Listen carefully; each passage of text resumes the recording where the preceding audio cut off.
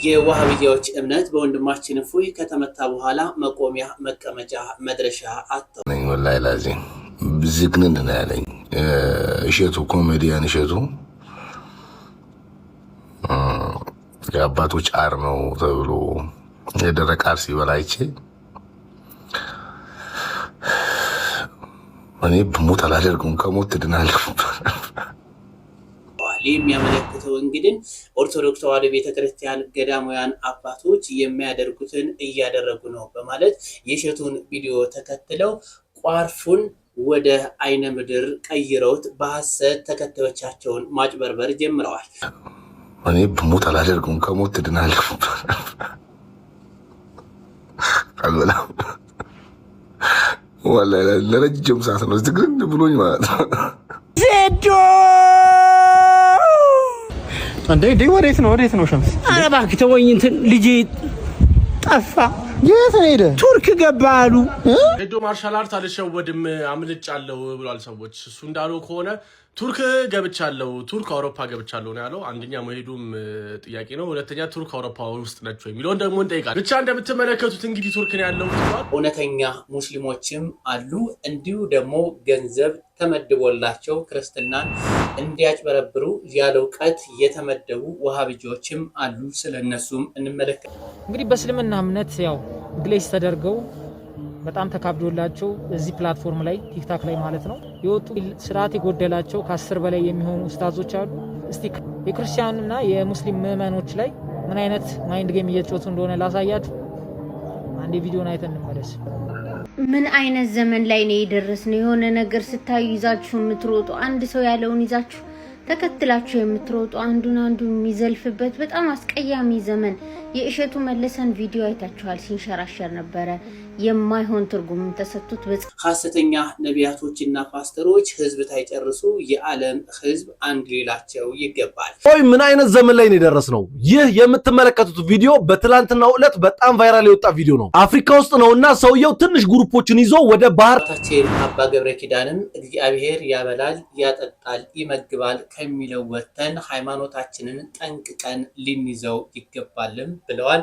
ሃይማኖታችሁን በደንብ ስሙ፣ እናንተም መማር አለባችሁ። አንዳንድ ጊዜ እግዚአብሔር ያበላል ያጠጣል የሚል ስብከት ብቻ አይደለም መስማት ያለባችሁ፣ መሰረታችሁንም ማወቅ አለባችሁ። ሃይማኖት ሲነገር እንቅልፍ መተኛት፣ እግዚአብሔር ጤና ይሰጣል እንጀራ ያበላል ሲሏችሁ እልል ማለት ይሄ ነውር ነው። በደንብ አድርጋችሁ ማወቅ አለባችሁ ሃይማኖታችሁ። እነዚህንና ያስተምሩናል ይገሱናል ያልኳችሁን ቤት የቀርብ ያለው ሰላም በዓለም ዙሪያ የምትገኙ ውድ ኦርቶዶክሳውያን እንኳን ለቅዱስ ገብርኤል ወርሃዊ በዓል አደረሳችሁ አደረሰን። ቅዱስ ገብርኤል ከኛ ጋር ከሆነ የማናልፈው ወንዝ የለም። ልብ ብላችሁ ስሙ። መካን ለሆናችሁት ልጅ ይሰጣል፣ እንጀራ ለሌላችሁ እንጀራ ይሰጣል። ደንቆሮ ለሆናችሁት ምስጢር ይገልጣል። ለማን እንደገለጠ? ለዳንኤል። ተመልከቱ። ለዓለም ሁሉ የባርነት የጥል ግድግዳ እንደፈረሰ የሰበከልን ገብርኤል ነው። ከዚያ የተነሳ ቅዱስ ገብርኤል ከሁላችን ጋር እንዲሆን መድኃኔዓለም ይፍቀድልን። ገብርኤልን ስንጠራ ማንን እንጠራለን? በሉ እግዚአብሔርን በሉ እንጂ። ገብርኤል ማለት አምላክም ሰውም ማለት ነው። እስኪ በሉ አንዴ፣ አምላክም ሰውም። እስኪ በሉ አምላክም በሉ ሰውም። ስለዚህ ገብርኤል ለብስራት የተመረጠበት ምክንያት ምንድነው ካላችሁ አምላክም ሰውም የሚል ስም ስለያዘ አምላክም ሰውም የሆነ ማንን ሰበከ? ክርስቶስን በሉ። አውጡ እጃችሁን። አሁን ከየት አትርቁም? ከውሃ ዳር በሉ ሁላችሁም። አርቅም ከየት አትርቁም? እንግዲህ ቅዱስ ገብርኤል ወዴት ነው የሚመጣው? ወደ ውሃ ዳር በሉ እንጂ ወዴት ነው የሚመጣው? ውሃ ልትቀዱ ስትሄዱ ማን ያገኛችኋል? በአራ ቅዱስ ገብርኤል ነው የሚባለው። በሉ ቅዱስ ገብርኤል በሉ። ማን ያገኛቸዋል? ውሃ የውሃ ቦታ ምንጭ ተባለችው ማናት ብያቸዋለሁ? ንገሩኝ እንጂ። ወደ ቤተ ክርስቲያን ባዶ ሆነን ስንመጣ ማን ያገኘናል? በሉ ቅዱስ ገብርኤል ነው የሚባለው። ማን ያገኘናል? ቅዱስ ገብርኤል ሲያገኘን ተመልከቱ። ድንግል ማርያምን ልጅ ተወልጃለሽ እንዳላት እኛን ገለባ የሆነ የምግባር ፍሬ የሌለንን የመከነውን ተመልከቱ። እኛን የምግባር ፍሬ እንድናፈራ ያደርገናል። የተጠማነውን ጥማችን ይቆርጥልናል። ላጣነው ነገር ሁሉ በጎደሏችን የሚመላልን ቅዱስ ገብርኤል። ይህ ቪዲዮ ለብዙዎቻችን ተምሳሌትና ትምህርት የሚሆን ቪዲዮ ነው። ሙሉ ቤተሰቡ ቅዳሴውን ቀድሶ የሚቆርቡትን አቅርቦ ቤተክርስቲያንን ሲያገለግል ስታዩ ምን ተሰማችሁ? ተበዝባችሁም አንድ ነገር ብቻ ልንገራችሁ። ዲህ የሚያምሩት ካህናት አያምሩም? አያምሩም?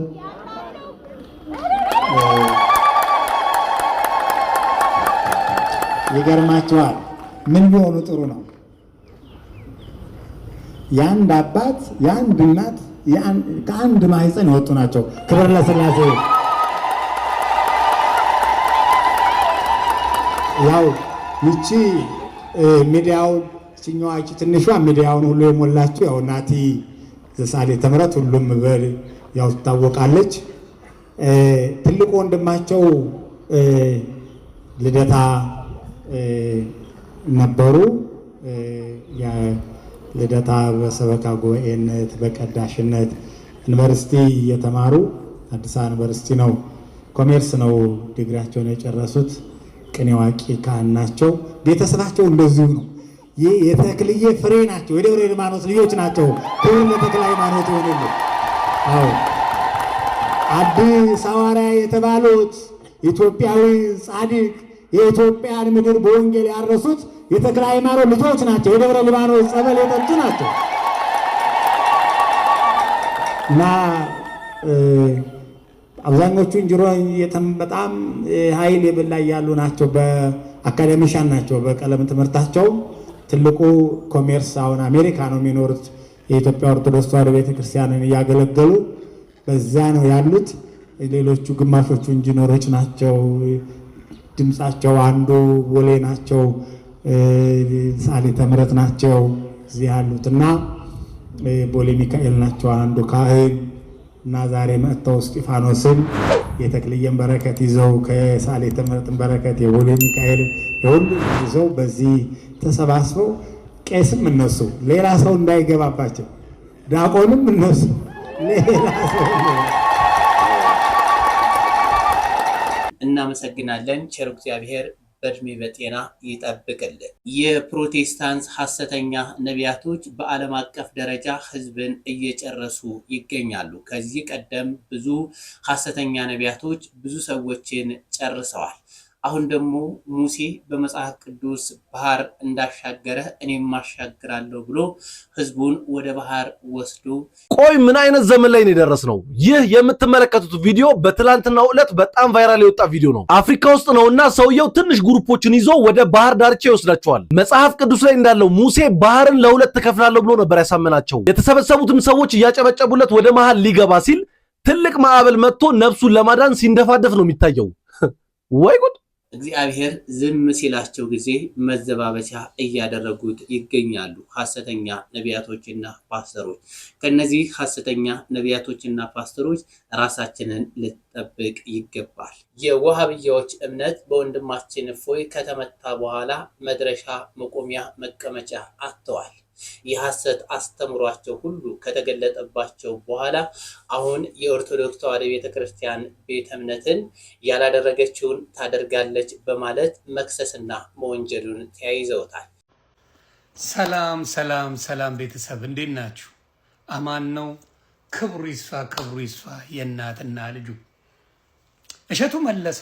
እንግዲህ ኮሜዲያን እሸቱ መለሰ ገዳም ሄዶ ቋርፍ የሚባል ፍሬን ከአባት ነግረውት እየበላ ነበረ። ቋርፍ የሚለውን ፍሬ እንግዲህ ሙስሊሞቹ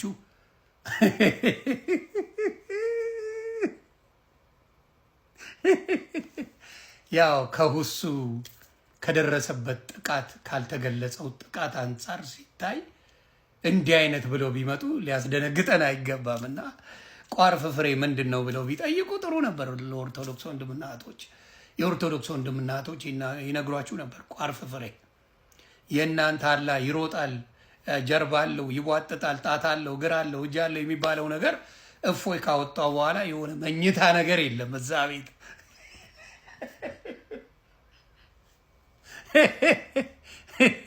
መኝታ የሚባል የለም። እና ኦርቶዶክስን በማይረባ ነገር ፖለቲካ ልትሰሩባት መጣችሁ። የምንድን ነው ቋርፍ ማለት? ፍራፍሬዎች ናቸው። ምን አይነት ፍሬ? የፍሬዎች ስርን ነው በገዳማት የሚበሉበት ምክንያት ምንድነው?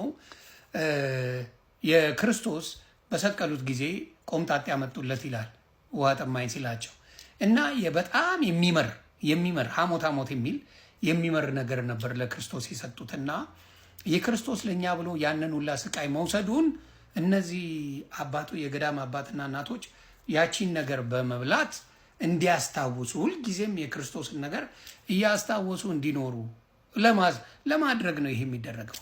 ይሄንን የኦርቶዶክስ ጥበባዊ የሆነ የክርስቶስን ማንነት ያቺን በበላ ቁጥር ክርስቶስን የምታስታውስበት ለኛ ብሎ መራራ ነገር እንደበላ የሚያሳይበትን እነ ሙስሊሞቹ ኡስታዞቹ በሙሉ ሳይቀሩ ተነስተው ኦርቶዶክስ ካካ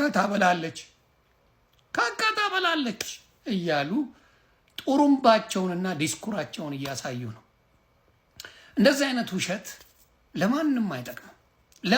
በእውነት የፈለግከውን በላት ኦርቶዶክስ አሮንጋን ነው ፕሮብለም። በውሸት ግን በዚህ ደረጃ እናንተ ከእፎይ ድሮን ጥቃት ስለተዋረዳችሁ ጉዳችሁ ስለወጣ አንድነን ብላችሁ ለዘመናት የዋሻችሁትን ወሃቢ የተባላችሁ በዛ የተነሳ አብዳችሁ ምን ማድረግ ጀመራችሁ? ኦርቶዶክስን በሌላ ነገር ለመስደብ መጣችሁ። ይቺነት ስግጥናን ብታቆሙ አጥሩ ነው። ይልቁኑ የትኛውን ነው የምታመልከው? ባለባቱን ነው? ባለሚሮጠውን ነው? ባለጥፍሩን ነው? ባለወገቡን ነው? ባለወገባገዳው ነው? የትኛውን እንደምታመልክ በመጀመሪያ ከአህባሽ የሚባሉ ትክክለኛ ሙስሊሞቹ ጋር ተነጋገሩ። ከዛ እፎይ ትላለህ ወይም ደግሞ ነፍስ ትዘራለህ። ከዛ በኋላ ኑና መወያየት ይቻላል ብለናል እኛ። ምንም ችግር የለም በዛ። ስለዚህ አሁንም ቋርፍ የሚባለውን ፍራፍሬ ካካ ነው ብለው በጣም አድርገው ሲያራግቡት አይቼ በጣም ተደንቄ ነው። ውሸት በእናንተ ቤት ጽድቅ ነው። እውነቱን ልንገርህ፣ ዋሽተህ ትጸድቃለህ። ለሃይማኖት ዋሽ ይላል ያንተ ቅጠፍ ይላል። ያ ነው ሊያስዋሻቸው የቻለው እንጂ መጠየቅ ትችሉ ነበር። ቪዲዮ ላይም ተናግሯል። የቋርፍ ፍሬ ልበላ ነው ብሎ ቃል በቃል የተናገረውን ቆርጣችሁ መጥፎ ኦርቶዶክስን ለማስባል ሄዳችሁበት አልተሳካም። እፎይ ዳግመኛ እንዳትነሱ ከስክሷቸዋል። ወሃቢን ክስክስ አድርጓቸዋል። አልተገለጠም ላይ ናችሁ። አታቁትም። ምን አይነት አላህ እንዳለ አታቁትም። ስለዚህ ከዚህ ፍጥፈጣ ለመነሳት የምትጋጋጡበት መንገድ ስላልተሳካ ሌላ ሞክሩ። እንደዛ በነገራችን ላይ 72 ድንግልም አላህ እንደሚሰጥ በዛው እንድታቁት ብዬ ነው። 72 ድንግል አላህ ሰማይ ቤት እንደለጠልጥ ይሰጠኛል ብለህ ነው እዚህ ሰላት የምታደርገው አይደል? እሱንም በደንብ አስረዷቸው። የእፎይ ሳይሆን የሆኒ ማኛ ጥያቄ ነው። 72 ድንግል ምን ያደርግልሃል? ምን ይሰራል? እሱንም አስረዷቸው በማለት እያያችሁ መልካም ጊዜ ይመቻችሁ። ቴዶ ማርሻልን አይታችሁታል። ባለፈው የራሳችሁ ቤተ እምነት ተከታይ ነው፣ እኔ እስላም ስለሆንኩኝ ከውድድሩ ሊያገሉኝ ምናምን እያለ ሲያወራ ነበር። በሐሰት ደግሞ አሁንም ሄደና ፈረመ። ከፈረመ በኋላ ደግሞ አሁን ወደ ቱርክ ኮብልያለሁ እያለ ይገኛል። በሐሰት እንዴት ከህዝብ ጎን መቆም ይቻላል? ህዝብንም ነው እየሸወደ ያለው። እናንተም በሐሰት መንገድ እየሄዳችሁ ሃይማኖታችሁን አታሰድቡ። ዜዶ እንዴ ወዴት ነው ሸምስ? ኧረ እባክህ ተወኝ። እንትን ልጄ ጠፋ።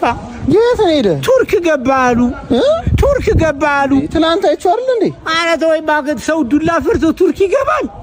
ዱላ ፈርቶ እዚህ ወንድሞቹ እህቶቹ እየኮረኮመ ጭንቅላታቸው እያደማ ጥሬ ስጋው እየበላ ቁርጡ እየበላ ቢኖር አይሻለውም ነበረ? ወይኔ እኔ ስንት ነገር ለፍቼ እኮ ነው ያሳደግኩት። ምንም የሚጠፋ ልጅ እኮ አይመስልም ነበር። አይ ዜዶ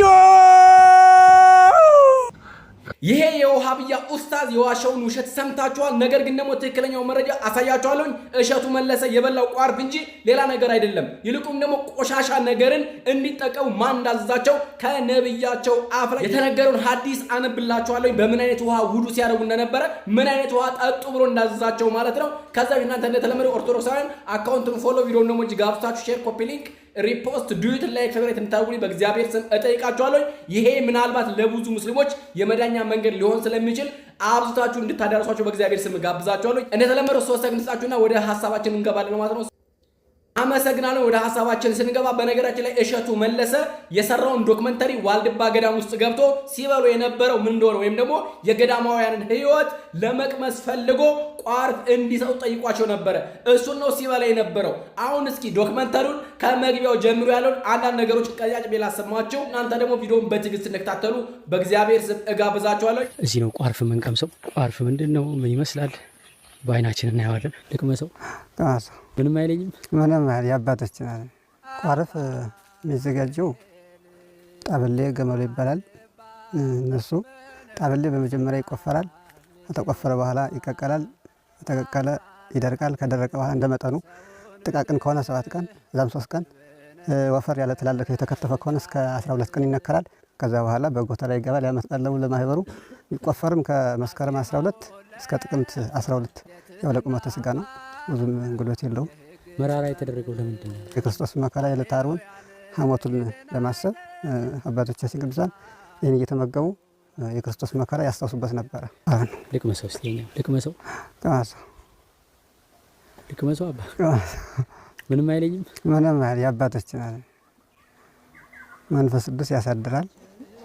የመንፈስ ቅዱስ ማደሪያ ያደርጋል። ከዓለም የተለየ ምግብ ስለሆነ ዓለማውያን የሚቸገሩበት ነው። መናንያን ግን እንደ ስኳር እንደ ማር የሚጣፍጣቸው ጌታ ይባረክላቸው። እንግዲህ እንደተመለከታችሁ ነው እሸቱ መለሰ የበላው ቋርፍ ሆኖ ሳለ እነርሱ ግን የአባቶችን ካካ በላ ብለው በውሸትና በሐሰት ክስ ኦርቶዶክስ ቤተክርስቲያን ላይ አፋቸውን ሲከብቱ ነበረ። ከዚያም አልፎ ደግሞ ዓለምን ንቀው በገዳም የኖሩ አባቶቻችንን ደግሞ ስማቸውን ሲያጠፉ ነበር። እነዚህ አንዳንድ የወሃቢያ ኡስታዞችና ሚዲያዎች ተረባርበው ማለት ነው። በነገራችን ላይ በውሸት የቆመ መሰረት ስለሌለን ምንም የምንናወጽበት ምክንያት የለንም። ነገር ግን ደግሞ በውሸት የቆመው እስልምና በምን አይነት አስተምሮ ውስጥ እንዳለፈ ደግሞ አንድ መረጃ አሳይቻችሁ መለሳለሁ ማለት ነው። ሱናን አቢ ዳውድ 67ኛው ቁጥር ላይ ስንመለከት የአላህ መልእክተኛ ሆይ የቡዳን ውሃ ቆሻሻ ገብቶበታል፣ የሴቶች ወራዊ ልማድ ጨርቅ ወይም ደግሞ የሞተ ውሻ እና ሌሎችም ቆሻሻዎች ገብተውበታል፣ ከዚህ ውሃ እንጠቀሙ ብለው ይጠይቋቸዋል። እሳቸው ደግሞ ምናሉ ብለው ይመልሳሉ? አዎ ተጠቀሙት፣ ውሃ ንጹህ ነው። ምንም ነገር ቢገባበትም እንኳን ሽታ እስካልቀየረ፣ ከለር እስካልቀየረ፣ ጣዕሙን እስካልቀየረ ድረስ ውሃ ንጹህ ነው፣ ውዱ አድርጉበት፣ ጠጡት ብለው አስተላልፈውላቸዋል መልእክት ማለት ነው። ሱናን አቢ ዳውድ ዘግቦ የምናገኘው ዘገባ እንደዚህ አይነት ቆሻሻ ነገር ነው ማለት ነው። እሱን ተሸክሞ ነው እኛ ጋር መጥቶ አፉን የሚከፍት ያውም በውሸት ማስረጃ ሳይኖረው በውሸት ሰው በሰራው ቪዲዮ ላይ ተነስተው ማለት ነው። መጀመሪያ አንድ ነገር ለመስራት ስትፈልጉ አጥርታችሁ እዩ፣ ከዚያም በኋላ መንቀፍ ትችላላችሁ። ነገር ግን የሚነቀፍ ነገር የለንም በእርግጥ ስፔሻሊ እኛ ኦርቶዶክሳውያን ማለት ነው። አፋችሁን የምትከፍቱበት ምክንያት የላችሁም። እናንተ በተለይ ደግሞ በውሸት መሰረት ላይ የቆማችሁ ሰዎች በዛ በታች በሰፈር ያላችሁ ሙስሊም ወገኖቻችን፣ ሙስሊም እህት ወንድሞቻችን እንደው በእግዚአብሔር ስም ነው የምናሳስባቸው። ይሄንን እንኳን ጉድ እያያችሁ ይሄን ውሸታቸውን እንኳን እያያችሁ አሁንስ ጌታን እንዳትቀበሉ የሚይዛችሁ ነገር ምንድነው? መታችሁ ጌታን ተቀበሉ፣ ለነፍሳችሁ እረፍትን ታገኛላችሁ፣ ዘለዓለማዊ ህይወት፣ ዘለዓለማዊ ድነትን ታገኛላችሁ። አይኖ ብዙዎች እየወጣችሁ እናውቃለን። አሁንም ደግሞ ብዙዎች ስፔሻሊ ወጣቶች መመራመር፣ ማንበብ፣ ማስተዋል፣ ማገናዘብ ስለምትችሉ መታችሁ ጌታን እንድትቀበሉ በእግዚአብሔር ስም እናሳስባችኋለን። ሁላችሁንም ሙስሊሞችን እንወዳችኋለን። ነገር ግን ደግሞ ከአስተምሮቱ ጋር ደግሞ ጸብ ካለብን እንኳን ከሱ ጋር ነው እንጂ የሚሆነው ከምእመናኑ ጋር አይደለም። ሰዎችን ደግሞ አንጠላም። ስፔሻሊ እንደዚህ አፋቸውን የሚከፍቱ ሰዎች ነው ማለት ነው። እኛ የምንጠላው አይዲዮሎጂያቸውን እንጂ ሰዎችን አይደለም። ስለዚህ እኛ ማንን እንደማንጠላ ተረድታችሁ መታችሁ ትክክለኛውን መንገድ እንድትከተሉ በእግዚአብሔር ስም እናሳስባችኋለን። ኦርቶዶክሳውያን በድጋሚ አካውንቱን ፎሎ፣ ቪዲዮ ደግሞ ጋብዛችሁ ሼር፣ ኮፒ ሊንክ፣ ሪፖስት፣ ዱት ላይክ፣ ፌቨራይት እንድታደርጉ በእግዚአብሔር ስም እጋብዛችኋለሁ። ሰላም እያላችሁ በሰላም እግዚአብሔር ከሁላችን ጋር ይሁን። የዋልድባ አባቶቻችን በረከት በእኛም ላይ ይደር። እግዚአብሔር አምላካችን ገዳም እንዴት ህዝብን በዚህ ዘመን በሐሰት አጭበርብራችሁ ማቆየት ትችላላችሁ? ወንድማችን እፎይ እስልምና በፍጹም ከክርስትና ጋር መቆም እንደማይችል ለአንዴና ለመጨረሻ ጊዜ አሳይቶናል። እውነተኛ ሙስሊሞችም አሉ፣ እንዲሁ ደግሞ ገንዘብ ተመድቦላቸው ክርስትናን እንዲያጭበረብሩ ያለ እውቀት የተመደቡ ወሃቢጆችም አሉ። ስለነሱም እንመለከት። ምን አይነት ዘመን ላይ ነው የደረስነው? የሆነ ነገር ስታዩ ይዛችሁ የምትሮጡ፣ አንድ ሰው ያለውን ይዛችሁ ተከትላችሁ የምትሮጡ አንዱን አንዱ የሚዘልፍበት በጣም አስቀያሚ ዘመን የእሸቱ መለሰን ቪዲዮ አይታችኋል። ሲንሸራሸር ነበረ። የማይሆን ትርጉም ተሰጥቶት በጸያፉ እየተዘዋወረ የሰው ሃይማኖትን እየተንቋሸሸ ያለበት ነገር አለና ምንድነው ብዬ ሪሰርች ሳደርግ ይሄ የሚበላው ነገር ተክል መራር ተክል ነው። ለመነኩሳት በቤተ ክርስቲያን ውስጥ ለሚኖሩ ሰዎች ያው የሚመገቡት ነገር ምግብ ነው እንጂ እንደ አሉት ያጸያፍ ነገር አይደለምና በዚህ ደረጃ የሰው እምነትን የምታቆሽሹበት ምክንያት ምንድነው? ከተሳዳቢዎችስ እናንተ በምንድነው የምትሻሉት? ከነገ ዛሬ የተሻለ መሆን አይቻልም እንዴ? ቢያንስ በስልካችሁ እኮ ኪሳችሁ ይዛችሁ የምትዞሩ ስልክ እኮ ፕሮፌሰር ነው፣ ዶክተር ነው፣ መሐንዲስ ነው፣ ምንም ብትጠይቁት እኮ ኢንፎርሜሽን ይሰጣችኋል። በጣም ብዙ ኤአይ ቻት ቦቶች አሉ። ብትጠይቋቸው የሚያስረዷችሁ ከአመጣጡ ጀምሮ ዝርዝር አድርጎ የሚያስረዷችሁ። ስልካችሁን ለምንድን ነው የምትጠቀሙት? እንደዚህ አይነት ነገር ሪሰርች አድርጋችሁ ኢንፎርሜሽን ማግኘት ካልቻላችሁ፣ የምትናገሩትን ነገር በእውነት ላይ የተመሰረተ እንዲሆን ካላገዛችሁ፣ ታዲያ ምንድነው ትርጉሙ? የእናንተ የዚህ ዘመን መኖራችሁ ምንድነው? ለጸብ መነሻ መሆን ምንድነው? ይህን ህዝብ ታዲያ እንዴት በሐሰት ልትመልሱ ትችላላችሁ? እነዚህንስ ወንድሞች እንዴት በሐሰት አሰማርታችሁ ራሳችሁን ታሰድባላችሁ? እንግዲህ በእስልምና እምነት ያው ግሌስ ተደርገው በጣም ተካብዶላቸው እዚህ ፕላትፎርም ላይ ቲክታክ ላይ ማለት ነው የወጡ ስርዓት የጎደላቸው ከ10 በላይ የሚሆኑ ኡስታዞች አሉ። እስቲ የክርስቲያኑና የሙስሊም ምዕመኖች ላይ ምን አይነት ማይንድ ጌም እየተጫወቱ እንደሆነ ላሳያችሁ። አንድ ቪዲዮን አይተን እንመለስ። ድንግል ማርያም አምላክ ናት? አዎ እኛ እናመልካታለን። ዋት ድንግል ማርያም ትመለካለች? እና ተዘበዳለ ምንድን ነው የምትቀራረብ ሸርሙጣለች? አንተነሳ ለመላው የክርስትና እምነት ተከታዮች በሙሉ እንኳን ለብርሃነ ትንሣኤው በሰላም አደረሳችሁ ከምላችሁ ስለ መጽሐፋችሁ ላስተምራችሁ። እንግዲህ እነዚህ የሰማችኋቸው ኦቨርግሌዝ የተደረጉ ኡስታዞች ምን አይነት ማይንድ ጌም ነው የሚጫወቱት መሰላችሁ? አንደኛ ዲቤተር አይደሉም፣ ተከራካሪ አይደሉም፣ ሊያስተምሩም አይደለም። እዚህ ፕላትፎርም ላይ የመጡት ሬጅ ባይት ነው የሚያደርጉት። ብዙ ክሊፕ ነው የሚደርሰኝ። አይ ቲንክ ስራ የላቸው መሰለኝ፣ ቀኑ ሙሉ ላይቭ ነው የሚውሉት። ከዛ ገስት ያስገባሉ። ገስት የሚያስገቡት ደግሞ ስለ እምነታቸው የማያውቁ ኦንላይን ላይ ሊዝናኑ የገቡ ሰዎችን ክርስቲያኖችን ማለት ነው ያስገቡና የመጀመሪያው ክሊፕ ላይ እንዳያችሁት አይነት ሪያክሽን ሲያሳዩዋቸው ቆርጠው ያወጡትና እንግዲህ ፕሮቴስታንት መልስ የለውም፣ ኦርቶዶክስ መልስ የላትም፣ ያው ክርስቲያን ማለት ይሄ ነው ምናምን ብለው ፕሮፓጋንዳ ይሰራሉ ማለት ነው። ትዝ ካላችሁ የዛሬ ሳምንት ከፎይድ ቤት በኋላ ፕሮፓጋንዳ እየነዙ ነበረ። የሁላ ሰው አሰለምን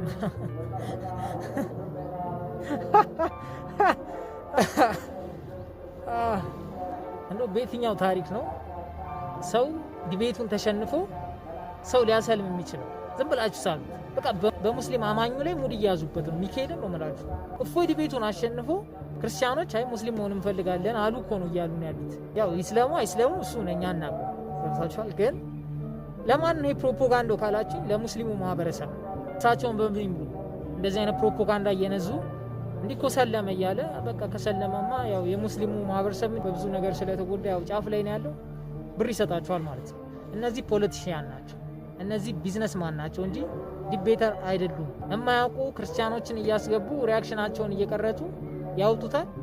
ከዛ ኢምራን እንደዚህ ያረጋቸው፣ ይሄኛው ልጅ እንደዚህ ያረጋቸው እየተባለ ከዛ ላይፍ ሲገቡ ያው መሸቀያ እንዲሆናቸው ሌላ ነገር የለም። ያው ሁለተኛው ቪዲዮ ላይ እንዳያችሁት የፋሲካ ዕለት ለምን ክርስቲያኖች በዓሉን በሰላም ያሳልፋሉ ብሎ ነው እንኳን አደረሳችሁ ብሎ መግቢያውን አደረገና ስለ መጽሐፋችሁ ላስተምራችሁ ብሎ እንደውም ባለፈው የሰራሁት ቪዲዮ ያው ከዚህ እንኳን አደረሳችሁ ካለው የቀጠለ ነውና ያው ብዙ ሰው በበዓል ጊዜ ተበጥብጦ ይሆናል በሚለው ነው ቪዲዮ የሰራሁት። ብቻ ያሳዝናል። ሙስሊሞች አትበሉ። ከነዚህ በላይ መከራከር የሚችሉ ብዙ ኡስታዞች አሉ። እነዚህ ሌቦች ናቸው። 9ኙም ተደብቀው ምን እየሰሩ ነው? 9ኙ እና ጀስት ማሰብ አለባችሁ ለማለት ነው። መቻችሁ እኔ ጥንት ሰማ የእስልምና እምነት ተከታዮች ሀቀኛ እንደሆኑ ነበር የምንሰማው። በአሁኑ ሰዓት ግን የሉም። እነሱ እየጠፉ ነው የሚገኙ መሰለኝ። አንዳንድ ግን እውነታን ለማወቅ የሚሞክሩ እስላም እህት ወንድሞቻችን አሉ። እነሱን አይነካም ይህ ንግግር። ወንድሞቻችንን እናመሰግናለን። ቃልዮት ያሰማለን። አባታችን አባ ገብረ ኪዳንም ይህም ብለዋል። ክርስቶስ ያበላል፣ ይጠጣል፣ ይመግባል ከሚለው ወጥተን ሃይማኖታችንን ጠንቅቀን ማወቅ አለብንም። ሃይማኖታችሁን በደንብ ስሙ። እናንተም መማር አለባችሁ። አንዳንድ ጊዜ እግዚአብሔር ያበላል ያጠጣል የሚል ስብከት ብቻ አይደለም መስማት ያለባችሁ፣ መሰረታችሁንም ማወቅ አለባችሁ። ሃይማኖት ሲነገር እንቅልፍ መተኛት፣ እግዚአብሔር ጤና ይሰጣል እንጀራ ያበላል ሲሏችሁ እልል ማለት ይሄ ነውር ነው። በደንብ አድርጋችሁ ማወቅ አለባችሁ ሃይማኖታችሁን። ኢየሱስ ክርስቶስ ቀዳማዊ ቃል ነው። ቃል ነው። ቃል ደግሞ ሥጋ ሆኗል። ቃል ደግሞ እግዚአብሔር ነው። ቃል በልብ እንደሚኖር ወልድ በአብ ኖሯል። ከአብ ተለይቶ የኖረበት ዘመን የለም። የወለዱ አብ እምድኅረ ዘመን፣ አብ ኑሮ የወለደው አይደለም። አልወቱ ጥንት፣ መጀመሪያ አልነበረውም። እሱ ቀዳማዊ ነው። ዕብራውያን ምዕራፍ 1 ቁጥር 3 ላይ እሱ የአብ የክብሩ ነጸብራቅ ነው፣ የአብ የክብሩ ጸዳል ነው፣ የአብ የክብሩ ብርሃን ነው አለው። ይህ ማለት ተመልከቱ፣ ነጸብራቅ ጸዳል የምንለው ከፀሐይ ወጥቶ እኛ ላይ የሚያርፈውን በተለምዶ ጨረር ብለን የምንጠራው ነው። እሱ ነጸብራቅ የፀሐይ ጸዳል ይባላል። ይህ ጸዳል እኛ ላይ መጥቶ ሲያርፍ ከፀሐይ ከክብ አካሏ ተለይቶ አይደለም፣ ተለይቶ የኖረበት ጊዜ የለም። ከክቡ ጋር አብሮ እንዳለ እዚህ እኛም መጥቶ ያሞቃል፣ ያበራል። እንደዚህም ሁሉ ወልድ የአብ ብርሃን ነው፣ የአብ ጸዳል ነው ማለት ጸዳል ወይም ነጸብራቅ ከፀሐይ ክበብ ሳይለይ እንደኖረ ወልድም ከአባቱ ሳይለይ የኖረ ነው። ወልድ ያለዚያ ጸዳል አብ ብቻውን አልነበረም። አብ ማለት አባት ማለት ነው። አባት የአብ ደግሞ አብነቱ ቀድሞ የነበረ ነው። ወልድን ኑሮ ወለደው ካልን ግን አብም አብ የሆነ ኖሮ ነው ማለት ነው። ምክንያቱም ያለ ልጅ አባት የሚባል የለምና። ስለዚህ ክርስቶስ ዓለማት ሳይፈጠሩ በአብ ክብር የነበረ ነው። እሱም ከአባቱ ጋር አንድ ነው። ኩሉ ዘቦላቡ የዚአየ ውእቱ ዮሐንስ ወንጌል ምዕራፍ 16 ቁጥር 15 ላይ ለአባቴ የሆነው ሁሉ የኔ ነው ብሏል። ለአባቴ የሆነው ሁሉ የኔ ነው። ለአባቴ የሆነው ሁሉ የኔ ነው። ያዙ። ለአባቴ የሆነው ሁሉ የኔ ነው ማለት ምንድን ነው? የአብ ቀዳማዊነት የወልድ ቀዳማዊነት ነው። የአብ ሕያውነት የወልድ ሕያውነት ነው። የአብ ሕይወትነት የወልድ ሕይወትነት ነው። የአብ ምሉዕነት የወልድ ምሉዕነት ነው። የአብ ረቂቅነት የወልድ ረቂቅነት ነው። የአብ ሁሉን ቻይነት የወልድ ሁሉን ቻይነት ነው። የአብ ሁሉን አዋቂነት የወልድ ሁሉን አዋቂነት ነው። የአብ አይመረመሬነት የወልድም አይመረመሬነት ነው። አብ እንደማይመረመር ወልድም አይመረመርም። አልቦ ዘአምሮ ለአብ ዘእንበለ ወልድ ባሕቲቱ ወአልቦ ዘአምሮ ለወልድ ዘእንበለ አብ ባሕቲቱ። ከአብ በቀር ወልድን የሚያውቀው የለም፣ ከወልድም በቀር አብን የሚያውቀው የለም። የማቴዎስ ወንጌል ምዕራፍ 11 ላይ ሲናገር ከአብ በቀር ወልድን የሚያውቀው የለም፣ ከወልድም በቀር አብን የሚያውቀው የለም። ስለዚህ አብ እንደማይመረመር ወልድ አይመረመርም፣ ወልድ እንደማይመረመር አብ አይመረመርም። ወለዘፈቀደ ሎቱ ወልድ ይከስት ሎቱ፣ ወልድ ለፈቀደው ይገልጥለታል እንጂ። አንደኛ ቆሮንቶስ ምዕራፍ 2 ላይ ቅዱስ ጳውሎስ ደግሞ ሲናገር መኑ ያአምር ህሊናሁ ለእግዚአብሔር ዘእንበለ መንፈሱ ቅዱስ፣ የእግዚአብሔርን ህሊናውን ማን መርምሮ ያውቃል የባህሪ ሕይወቱ ከሚሆን ከመንፈስ ቅዱስ በቀር ብሎ እንደተናገረ መንፈስ ቅዱስ የመንፈስ ቅዱስ ረቂቅነት የአብ የወልድ ነው። የወልድ ረቂቅነት የአብ የመንፈስ ቅዱስ ነው። የአብ ረቂቅነት የወልድና የመንፈስ ቅዱስ ነው። በዚህ ርቀት የኖረ ነው። ወልድ ቀዳማዊ ነው። ከአባቱ ጋር አንድ ነው። በከመ ይሁቦሙ አብ ሕይወተ ለፍቁራኒሁ ከማሁ ወልድኒ ይሁቦሙ ሕይወተ ለፍቁራኒሁ። አብ ለወደዳቸው ሕይወትን እንደሚሰጥ ወልድም እንዲሁ ለወደዳቸው ሕይወትን ይሰጣል። ከማያክብርዎ ሰብ ለወልድ ዘከማያከብርዎ ለአብ። ሰዎች ሁሉ አብን ባከበሩበት ክብር ወልድን ያከብሩት ዘንድ አብ ሕይወትን እንደሚሰጥ ወልድም ሕይወትን ይሰጣል። የዮሐንስ ወንጌል ምዕራፍ 5 ላይ ስታነቡት እንዲህ ይላል። ሕይወት እግዚአብሔር ነው። በኦሪት ዘዳግም እንደተናገረ አነ እቀትል ወሐዩ ቀስፍ ወሳል አልወዛ ያመስጥ ምዴ፣ እኔ ገርፋለሁ፣ እኔ አቆስላለሁ፣ እኔ ፈውሳለሁ፣ እኔ ገላለሁ፣ እኔ አድናለሁ፣ ከጄ የሚያመልጥ የለም፣ ማዳንና መግደል የኔ ስልጣን ነው ይላል የሰራዊት ጌታ እግዚአብሔር። እንዲህ ነው የሚለው። እግዚአብሔር ሕይወት ነው። እግዚአብሔር ሕይወት ነው። ክርስቶስ ደግሞ የዮሐንስ ወንጌል ምዕራፍ 11 ቁጥር 25 ላይ ምን አለ? አነ ውእቱ ትንሣኤ ወሕይወት፣ እኔ ትንሣኤና ሕይወት ነኝ አለ። እግዚአብሔር ቅዱስ ዳዊት እግዚአብሔር ብርሃኔና መድኃኒቴ ነው አለ። እግዚአብሔር ያበርሊተ ወያድነኒ ምንትኑ ያፈራሃኒ አለ። እግዚአብሔር ብርሃኔና መድኃኒቴ ነው መዝሙር 26 ቁጥር 1 ላይ።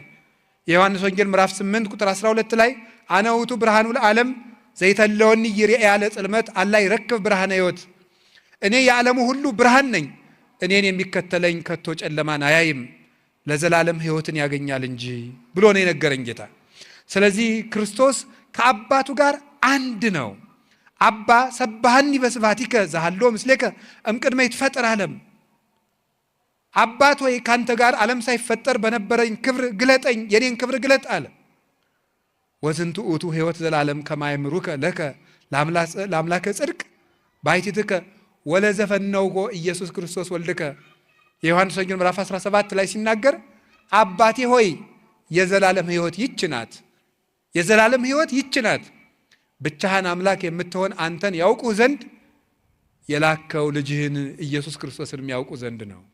እንግዲህ የዘላለም ሕይወት አብን በማወቅና ወልድን በማወቅ የሚገኝ ከሆነ የዘላለም ሕይወት በአንድ አምላክ ይሰጣል እንጂ በዋና አምላክና በተከታይ አምላክ የሚሰጥ አይደለም።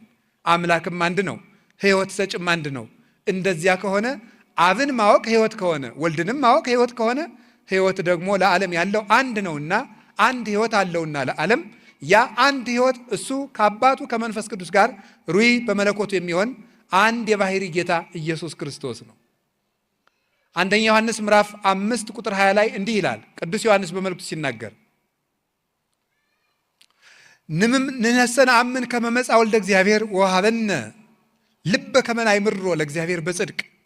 እኛ ግን የእግዚአብሔር ልጅ እንደመጣ እግዚአብሔርንም እናውቅ ዘንድ ልቡናን እንደሰጠን እናውቃለን። ወሐለውነ በአሚን በወልደ እግዚአብሔር ዘውእቱ ዘበአማን እግዚአብሔር። አንድያ ልጅ በሚሆን በእግዚአብሔር ልጅ በኢየሱስ ክርስቶስ በማመን ጸንተን ይሄው እንኖራለን። መምህራችንን እናመሰግናለን። ቃለ ሕይወት ያሰማለን። ውድ ኦርቶዶክሳውያን እስከ ሰዓት ድረስ አብራችሁ ስለቆያችሁ አመሰግናለሁ። በቀጣዩ ቪዲዮ እስከምንገናኝ ድረስ ሰላም ቆዩ።